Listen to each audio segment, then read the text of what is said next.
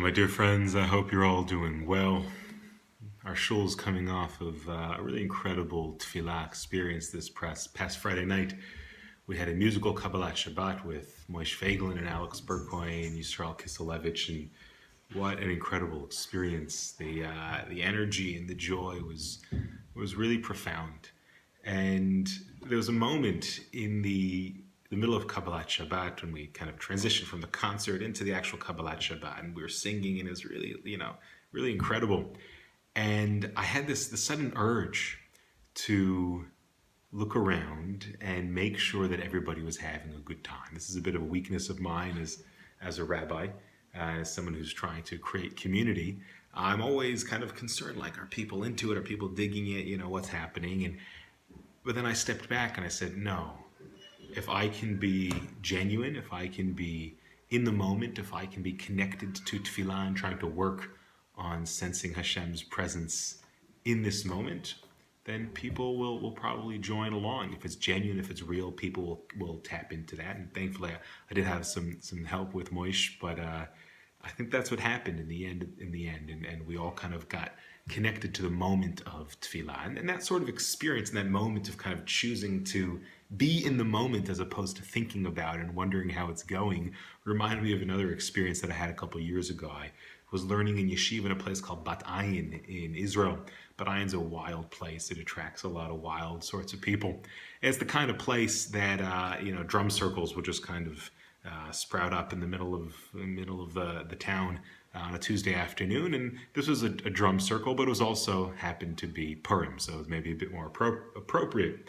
And we had this drum circle, and I was kind of, somehow, how it happened, I was leading everyone in this nigun. People were playing drums, and I was singing a melody, and the melody was made up on the spot. And together we were kind of singing it. And we had this, or I had this feeling, and I feel that's what was going on as well with everybody else. We were kind of climbing. We were just building and growing and kind of climbing the ladder of this melody. And it was this incredible experience. And at a certain point, I was like, whoa, this is really awesome. This song is really great. We're going somewhere. And then all of a sudden, the second I had that thought, I lost the melody. Gone into the ether, never to be found again.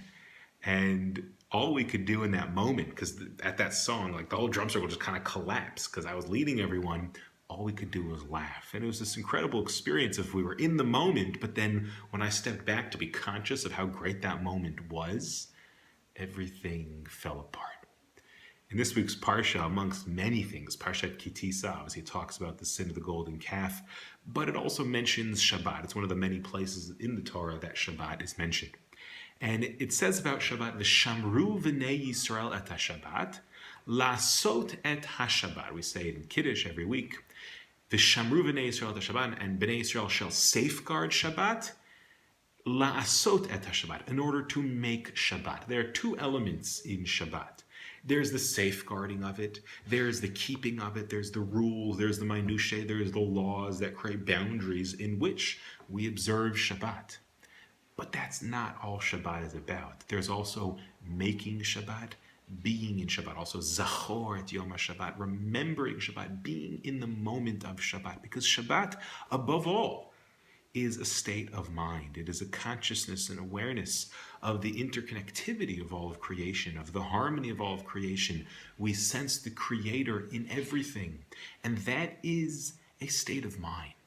So Shabbat, yes, it's about those minutiae and about wondering, am I doing this right?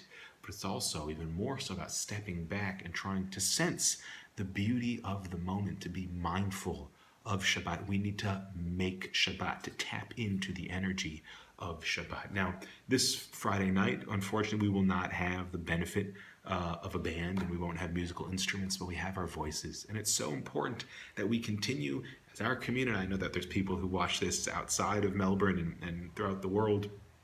And it's important that all of us, we are seeking out these sorts of opportunities to tap in to the spirit of Shabbat. And it's almost no greater place to tap into that than in Kabbalat Shabbat, and where we receive Shabbat and sing with our friends. So let's join together once again in Kabbalat Shabbat this week, raise our voices, tap into the moment to guard Shabbat, but most importantly, to make Shabbat happen, to tap into it. And with that, I wish you a Shabbat Shalom.